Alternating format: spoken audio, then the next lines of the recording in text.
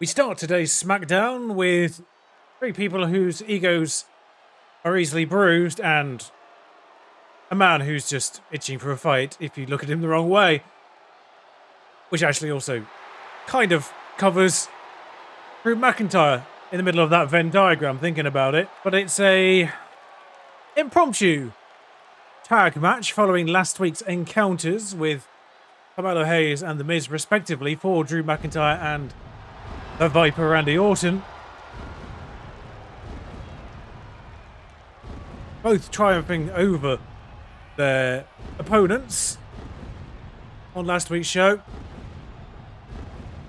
Now believing that Melo Miz would fare any better when recombined again. I guess we'll find out. I guess we'll find out. I'm not hopeful. I'm not going to lie. Scottish Warrior, though, and the Viper, who actually did come to blows a few months ago, as it will be now, in this universe, back in London, now on the same side. But here is the Viper Randy Orton. We've seen her breaking the record for 17. Randy probably got his sights on inching closer to that record himself. The problem is, in order for him to get that record, he would have to then lose the title again twice more, which I'm not sure he'll be overjoyed with. But again, in order to lose it, he has to win it. But today sees not only this feud continue, later on, Jey Uso gets to grips with Tama Tonga, another part of, obviously, the new bloodline, I guess. And Rhea Ripley accepting that that match from Jade Cargill as today's main event. Let's not forget, preceding that, of course, is the arranged clean fight between Michin and Chelsea Green in order for Michin to earn a title shot. So she'll have none of our retinue. The Miz makes... That's overwhelming booing for The Miz. I'll be honest, I'm not sure even The Miz deserves that level of booing. I mean, the outfit deserves it. Somehow, like, that's just default. And somehow worse than basically everything that Seth Rollins has ever worn, which is an incredible feat in its own right. Like, it's weirdly like one part ninja, one part Beatles, one part insane. Hippie, by the way. I meant hippie, not Beatles. John Lennon specifically was what came into my mind for those glasses. Watching for the shades, though, indoors. Tells you everything about the man, doesn't it? Carmelo Hayes. Well, at least he's taking them off now. How many sunglasses does he get through? His shirt says second to nobody. I think, ironically, he won't even start this tag match. I believe The Miz will start, just by virtue of the way these things are organised. Melo actually overwhelmingly cheered. I think both of them need a little bit more of a mixed reaction going forward. And it's two that didn't actually fight last week. Each other. Drew versus Miz to start things off here. Drew, of course, bested Carmelo and Randy bested The Miz last week. But opposite sides today. Drew immediately trying to work the legs.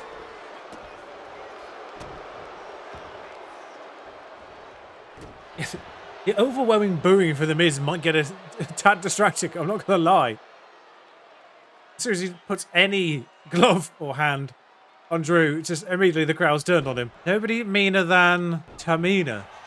Don't know what that shirt said in the background. That makes sense. There's even a Santos Escobar fan in the crowd. It takes all sorts, I suppose. But great tag work there from what is an impromptu tag team. Melo doesn't even bother. Whether that's just ego or trust, I don't know. Orton goes for the knee. Miz gets out of that dodge.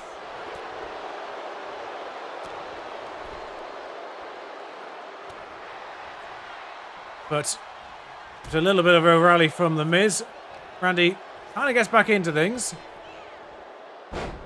Driving Miz to the mat. Melo begging for that tag and gets it. Miz laid out and kind of in the way a bit. And Melo can't get to do what he wanted to do anywhere near quick enough. Maybe because of that obstruction. Miz remained in the ring, of course, just because he was laid out a bit. Tried to interfere with Randy's assault on Melo and got hurt himself. But Randy chucks Melo and could have probably actually finished him off there. Graciously gives him to Drew, but also similarly gives Melo the time to gather his thoughts finally. But Drew's turn to drive Melo into the mat.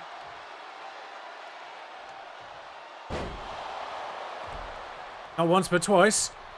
Drew taken to the ropes. Absolutely begging.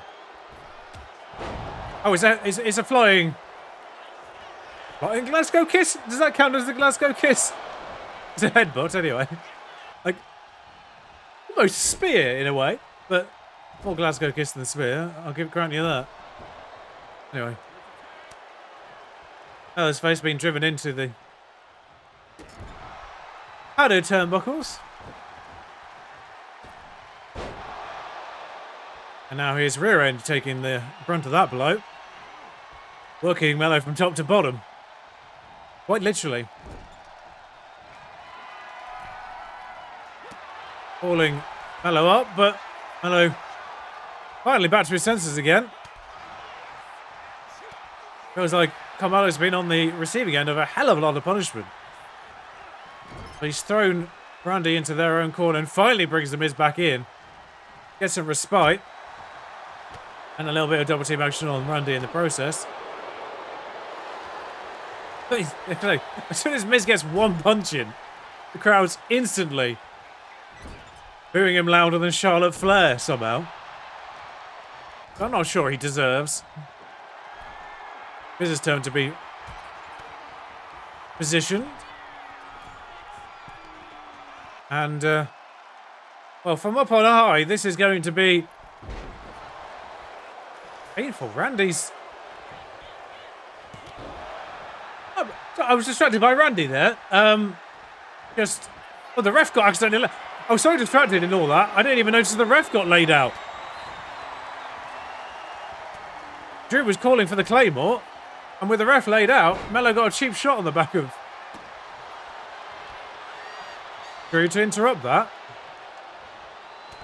I was so distracted by Randy just moving to the middle on the outside, just presumably just to get a better view of things. I don't know what he was actually doing. Logistically. Otherwise, it's actually given Miz and Melo a chance to get the upper hand again. Off the ropes. Oh. And I didn't quite see, was that an elbow or a shoulder? Oof. Randy breaks this up. But yeah. Drew now on the receiving end of a lot of punishment. If this doesn't go their way, he's definitely not going to be happy about this. Kind of awkward the way that one landed, but landed nonetheless. Making Drew to his feet. Does connect. But well, I think he took more out of himself than he did Drew in the end. Which has allowed Randy back in. With an almighty punch. Randy's turn to beckon. And again, another mighty punch. Randy now just playing with his food, it feels like. Miz can break this up. Drew's now moved to the middle for some reason. What's going on with the tag team on the left? But Randy not happy he can't pin Melo. Decides to give Drew another chance again. Ducks under the attack. And gets him. Drew rolls out the ring though. Which just gives Melo the opportunity for Drew to dodge. Well, this isn't going to go splendidly well for Melo on the outside of the ring. Of course, this whole run of encounters for Drew effectively was initiated by an embarrassing count-out in his match against CM Punk. Led to a match with Sheamus, having caught Sheamus laughing at that. And it was his loss to Sheamus that opened the window for Melo to think he had an opportunity to beat Drew. Both get back into the ring, thankfully, here. It's not another accidentally embarrassing. Drew counters that. Hot tag. Well, made by the game. I don't think he actually connected.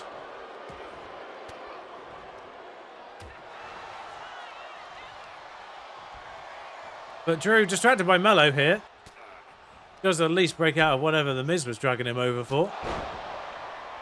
Was that? I'm not quite sure that was a Claymore. It was an impromptu Claymore, and it wasn't a full force Claymore if it was a Claymore. Certainly a big boot nonetheless. See, that's the problem with Drew. He keeps going to that corner to maybe actually deliver a proper Claymore.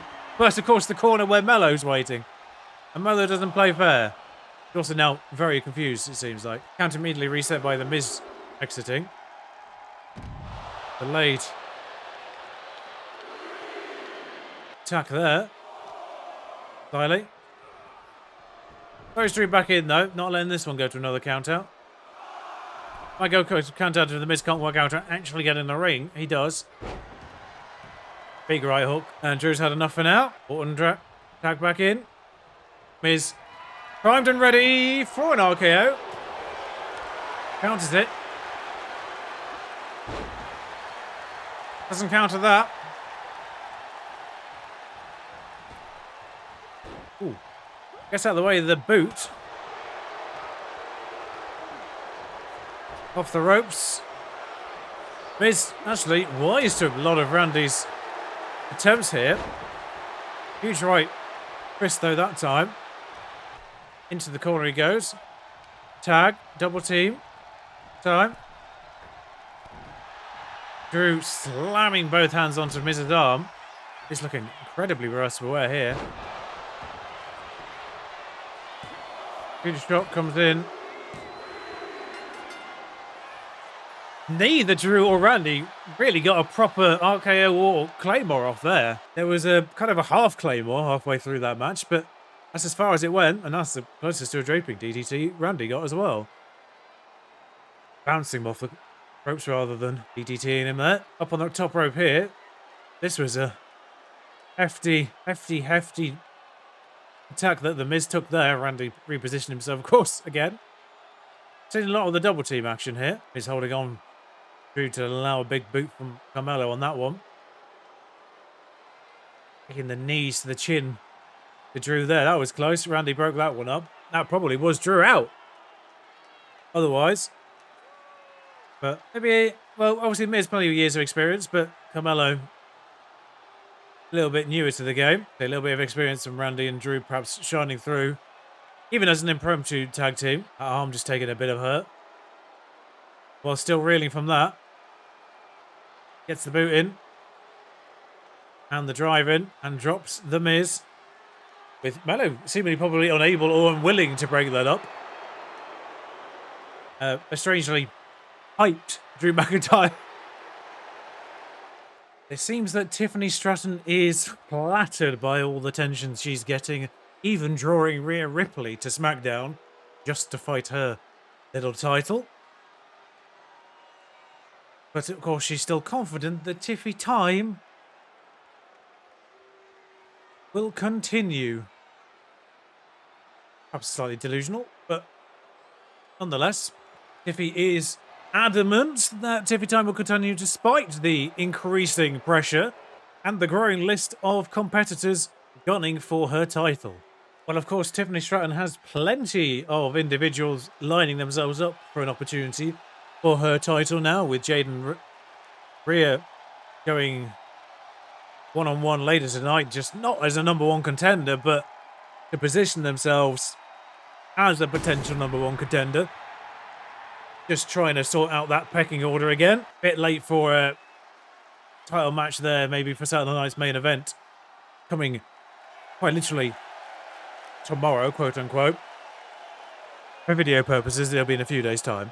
On actual Saturday this week. But whilst there are a few women lining themselves up for a shot at Tiffany, with Andrade failing in his attempt to claim the US title off LA Knight, Now plenty of men lining themselves up for a shot at LA Knight again.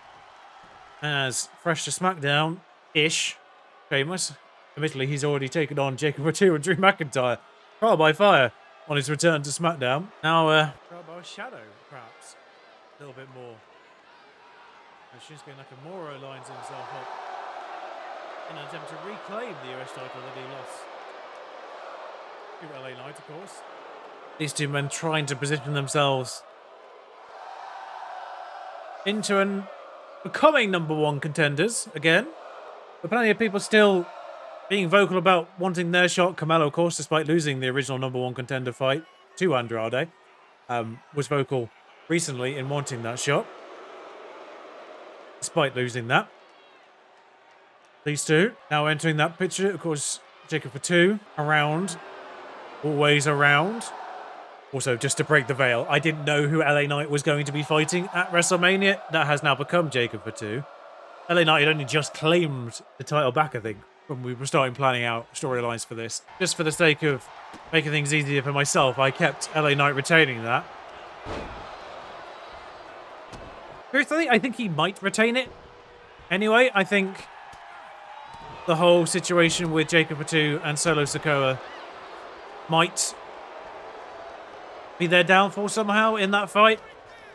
I think somehow they'll end up turning on each other and he won't win the title off LA Knight. Be a bit harsh on LA Knight to lose it after about 30 days as well. Again, having only just got it back. But a surprise roll up here from Shinsuke in virtual world. Not too far off WrestleMania, of course. In fact, this will go live week of WrestleMania, thinking about it. In fact, actually, the Saturday night's main event video will go live, I think, during WrestleMania. Oh, no. Of course it won't. Time zones. Day of WrestleMania. Shinsuke. Slightly concerned about that. Well, the good news is we actually did get through an entire match, an entire tag match without a slugfest. I don't know if they actually do them in tag matches, I suppose. This one keeps going. And, oh, what a surprise, it's a stalemate. But Sheamus immediately on the follow-up. Goes for it. Countered. Shinsuke immediately, though, on the attack. Sheamus tries to roll out the way, but I feel like Shinsuke's going to follow him out there. That's about 6 of one, half a dozen the other in terms of who came out worse there. But press counting. James has got hold of Nakamura, chucking him round the outside of the ring. Shinsuke slightly overdramatic. Big kick. As we've come, no Sheamus. No, from Sheamus.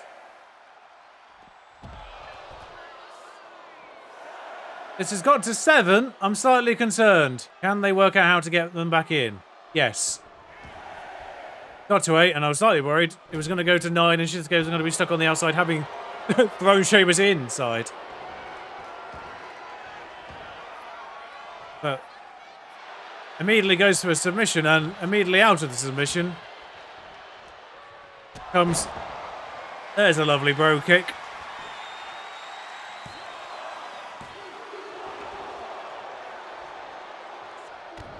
And having delivered a bro kick and failed on the pin, immediately goes to attack Shinsuke's legs to prevent. Maybe prevent the Kinshasas coming through later on. Trying to punch Shinsuke out of the ring just to throw him back in again.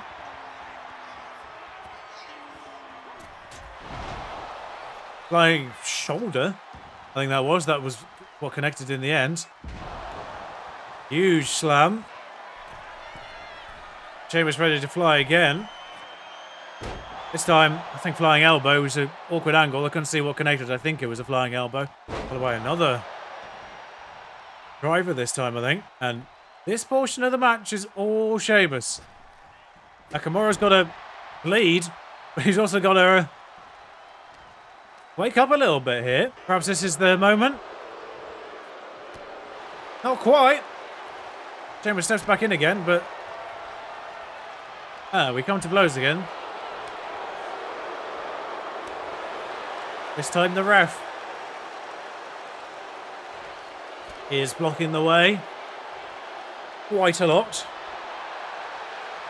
I mean, it's perfectly framed, this ref, right in the middle of this shot. I appreciate his dedication to the composition. Almost, you know, a cinematography point of view, perfectly central. Oh, he's woken up now. Thank God. I thought he'd been put into sleep mode for a second. Wasn't moving at all. I would like the refs to be a little bit more mobile. Delivering the knee to Sheamus, though. Gets to a 2 count. Like, I feel like the refs only move if they kind of spot something untoward or a pin. I feel like they don't move around to get the best angle of the action too much. They move out the way, which is fair enough. Yeah. Ah, well. Didn't disable that leg well enough earlier on, did you, Sheamus? Yeah, they only kind of move out of the way. They don't really move for viewpoints purposes. That might have been enough for Sheamus, actually. It was. The momentum. The man who lost the title to LA Knight. Perhaps, but we know Melo's got his sights on the US title. Right now, back-to-back losses in his record to Drew McIntyre and as a tag team. Well, 3 losses in a row technically now because he lost to Andrade originally in that number 1 contenders match. So he's got to really work to get himself up that pecking order again. As does Sheamus now, who admittedly did put down Drew McIntyre in his own encounter with Drew. So perhaps he's got a little bit more salt, shall we say? His claim has a little more salt. But Sheamus is now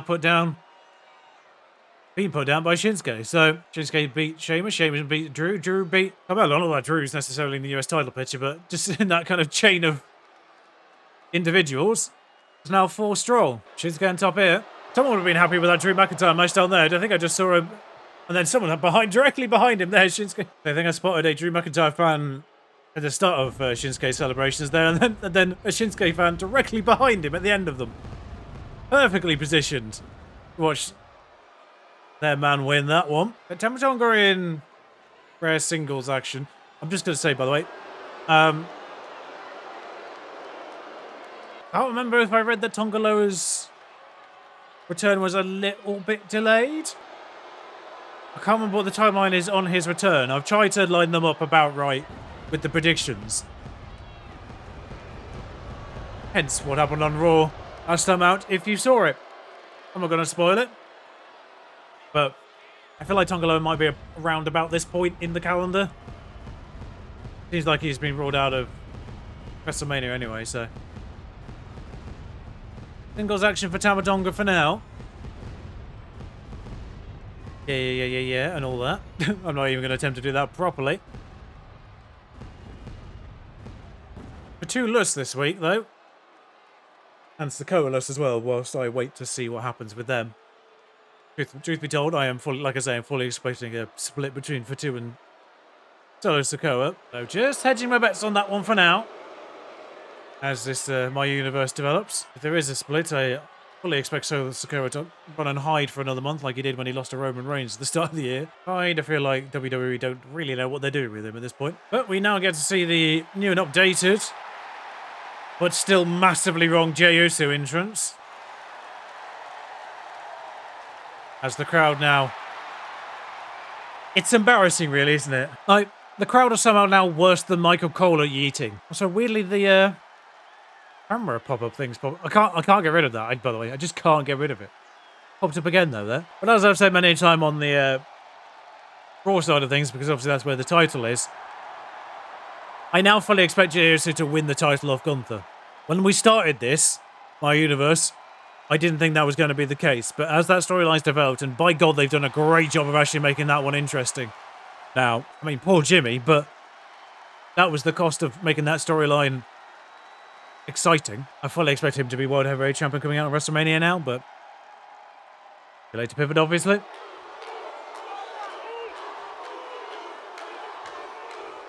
But yeah, it's just him who's...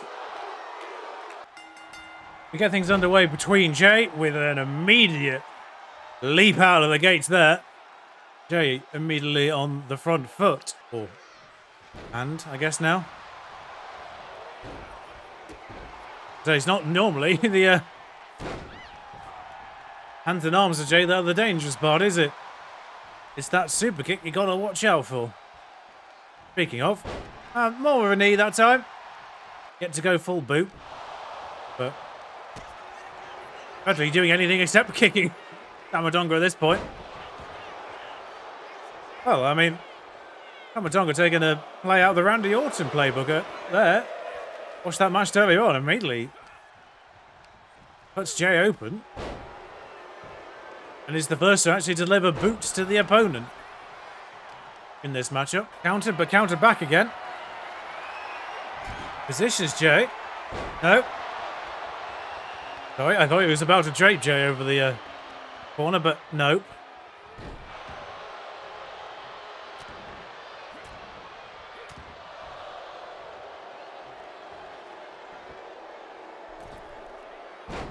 Although he does misjudge. Perhaps Jey doing enough to fall out of the way whilst Tama wasn't looking and preparing that attack from the ringside. And it's Tama's time to have face meet Matt. That is, surprisingly, so far in this match, Jey's biggest kick. Gets to his feet whilst being grappled around the chin. Powers out of that. Ducks under. Tries to kick Tama, but Tama's wise to that. Onto the ropes he goes. Oh.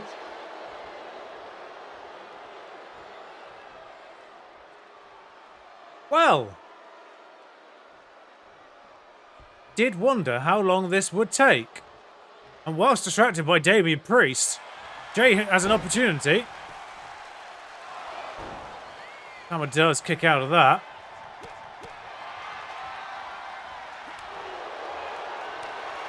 But it did give Jey the breathing room he needed. He was quite literally on the ropes.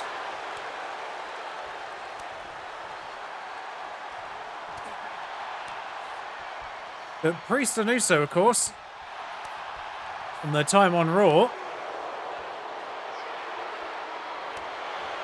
were allied and defended each other at various points. Seems we're going to need a continuation of that. Of course, Rhea's introductory speech last week alluded to this fact. Part of Rhea's reasons for joining SmackDown, requesting the change, was to get out of the endless spiral of chasing things and kind of getting obsessed in feuds on Raw without anyone to help calm her down. Particularly ever since Priest left Raw earlier this year. Both of them out cold here. Can we get them in the ring, please? We're on 8. Uso's in. Fought off Tama. Just about. But yeah. Rhea did allude to the fact she had friends on SmackDown. And of course, Priest and Uso are those.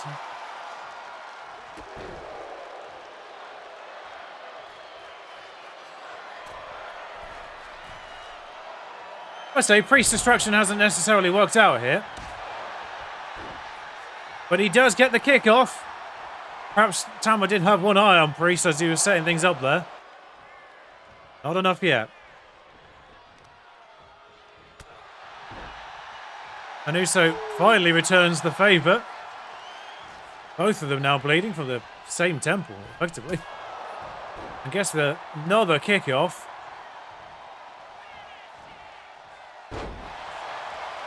Drops Tama. Priest happy from ringside. Still not enough to put the Tongan down. Well, think I know what Uso's lining up here.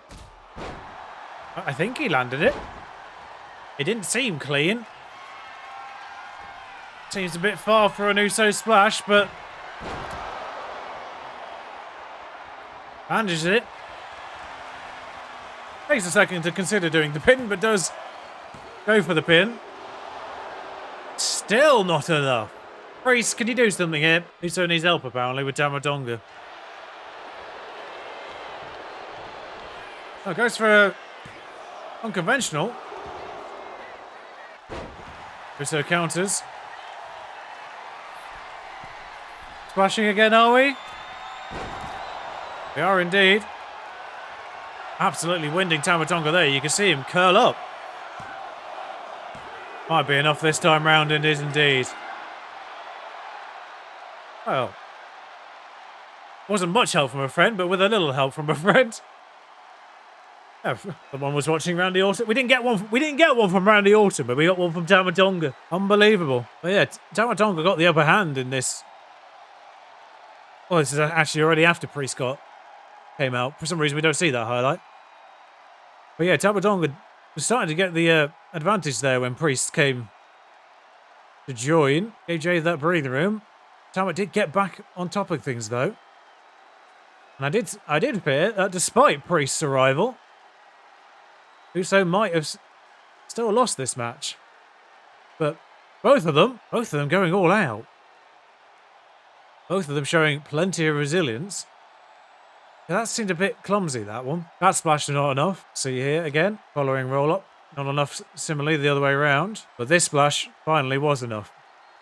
Yeah, if he could transition from that splash immediately into a pin, he'd probably make more pins. There's just that second where he has to step back out again. Uso now fought for two-man Tama Tonga here. Well, once we just have friends reunited between Priest and Jey Uso there, it's now time for enemies to reunite. As Michin gets her clean fight, effectively a #1 contender match, against Chelsea Green, to then fight Chelsea Green for the title. Aldis compromising, not giving Michin a clean opportunity at a title fight, but this clean opportunity at an opportunity, effectively. Enough of a compromise that even Chelsea Green couldn't protest too hard. She's still more than capable of pulling out some shenanigans in a title fight should it come to that. But here is the Women's US Champion without any of her retinue as per the rules of this particular fight. This is 1-on-1. No distractions, no managers, no helpers, no secret Hervis. Thank you, crowd member. They're clearly hyped for this match. I don't know if they're saying that just because they don't care about the match or because they don't think it's actually going to last too long and therefore Chelsea's not going to take that much punishment. Or something. I'm not sure if that's an insult to the match as a whole or Chelsea specifically. Everything's underway. I didn't think Chelsea was actually paying attention when that match started, but apparently she was. Oh, no, maybe not. Right, the way that moved went, I thought it was actually Michin on the receiving end, but no, very much Chelsea. Takes a boot to the gut and a boot to the head. Quite the distance from Michin to cover here. Gets a bit of leg, gets a bit of her own face. But Chelsea counters out of the drag up.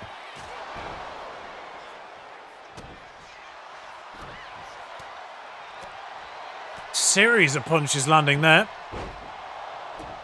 Game, you've really got to sort that out.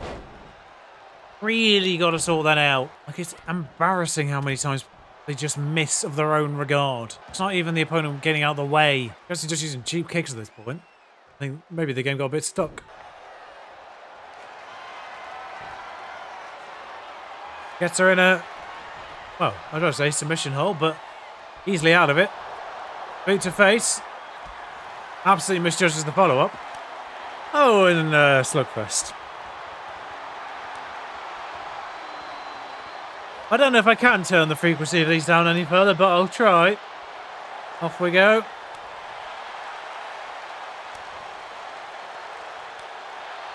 Still going. Who'll come out on top, I wonder? Nobody. What a surprise.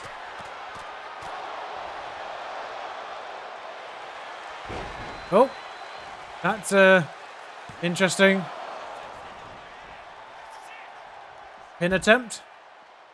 Chelsea rolls out, but Michin's happy for her to do that, really. Going sold off the ringside. Is someone going to go through a table at last? Nope. Not yet. Into the steel step she goes, though. Don't see that all too often. Michin feels like she's just playing with her food at this point. Someone wearing a Gunther shirt, just noticed. You're on the wrong show, mate. Oh, not quite. Chelsea counters. Get to a 5, 6. Yeah, might need to get in the ring now, ladies.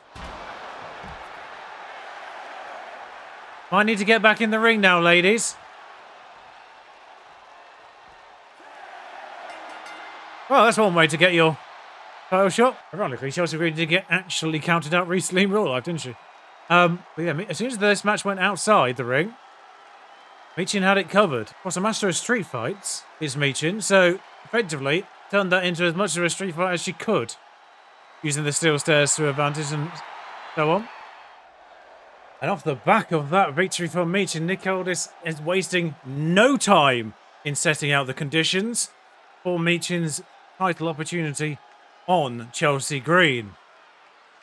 And that match will be tomorrow on Saturday night's main event. 3 days' time in real life.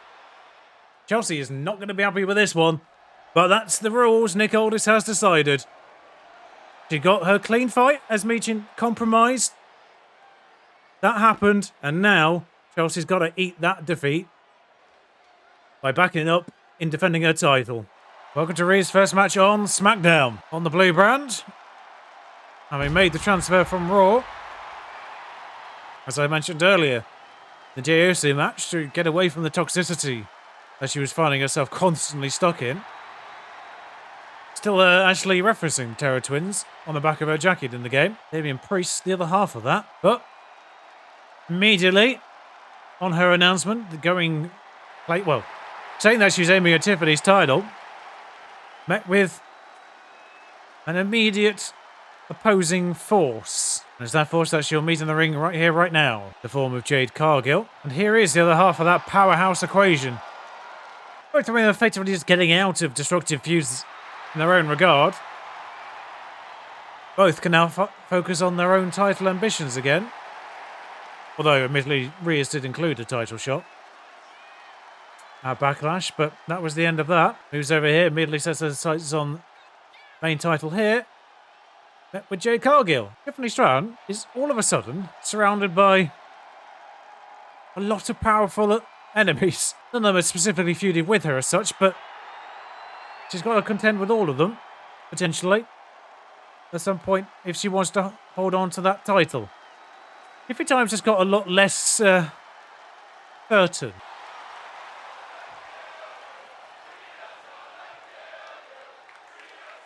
That's a chant. Right then. Oh, that was the cagey start. Really saying the crowd chant right there is Rhea's going to kill you. Which, I don't know if that would be allowed. But it's certainly not doing that right now. On the receiving end of some boots. And face plants. Oh. That's a spear. I think it was. Off the ropes, Jade goes. Eats 2 feet. Rolls out the ring. Finds back in again. No, actually, I just realised what the obvious solution for the countouts is. Didn't really mind it with Chelsea Green because it happened in real life. But if these two get counted out, I'm going to be quite annoyed. Oh, no. Put it back in again. Good. Okay, it's just reduce the amount they actually roll out. That is an option.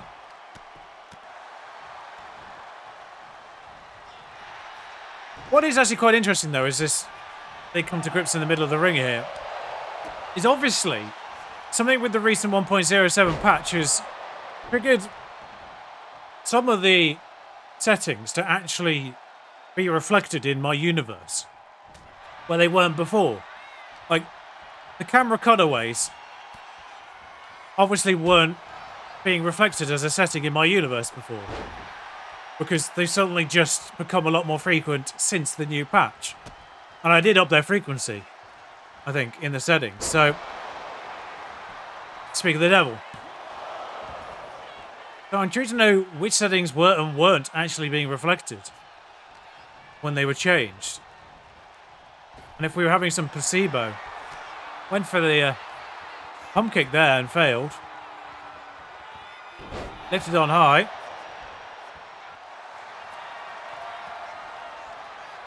Going for the prism.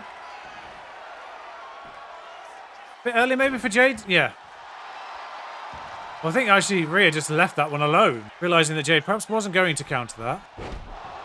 Oh, went for the kick there, which judged it massively.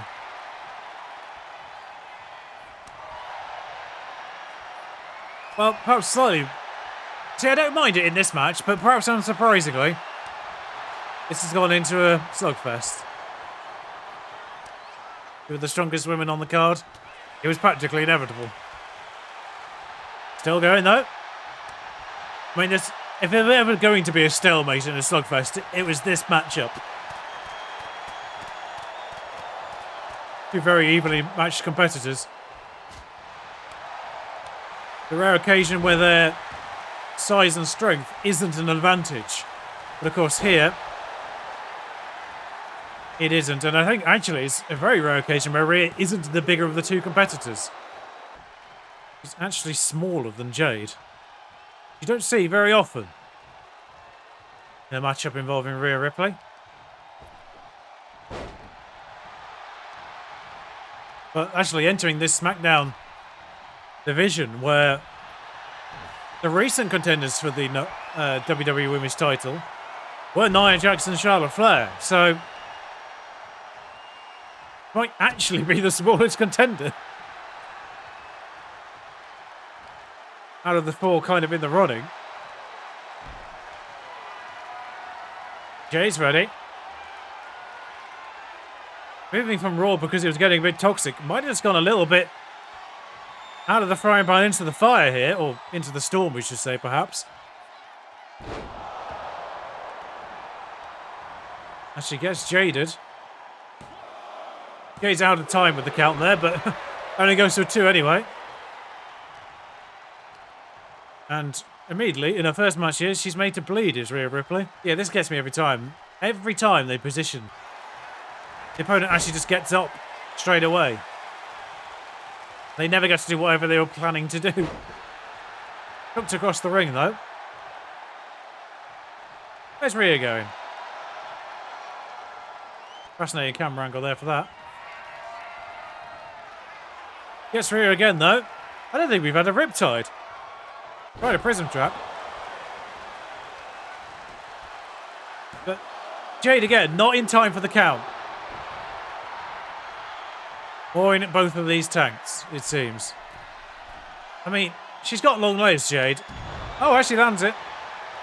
I need to stop underestimating how far wrestlers can jump. Off the ropes. I mean, you literally called for it, Jade. Why are you surprised she got out of the way? Oh, Rhea goes to the top rope, but that, whatever she was planning there was rudely interrupted. And now just to make sure she never goes to the top rope again, Jade attacks the legs. Huge clothesline. And now Rhea takes the top rope after all. That seemed like a move out of her ex-boyfriend's repertoire there. That seemed like it was a frog splash. Doesn't trap again though. And with a little bit more wear and tear. Nope, countered. I was a little bit less certain that Jade would tap out of that one, but easily countered, felt like. What's Jade doing here? Just positioning for a big kick. And now positioning Rhea who will probably get straight up. Oh no! Rhea actually stays down for a change. Jay tells her to get up instead. Right, I mean, well, round 3. If first you don't succeed, try again. Third time is the charm. How she'll be in time with the count this time? No. Jade beats Rhea on arrival. Charlotte Flair. Oh, gone for both of them. Actually, this is indiscriminate violence. Well, I did say SmackDown women's roster here running after the WWE women's title is 4 powerhouses. Nia Jax got their chance at that title at Backlash. So effectively, the old woman out. Charlotte Flair, not happy these two are getting the focus. We should have seen that coming. Perhaps we should have. But anyway, see you for Saturday night's main event on Saturday, where today's additional match will also be featured. Michin versus Cheslea for that title at last. If you enjoyed this episode, do like, comment, subscribe. Until next time.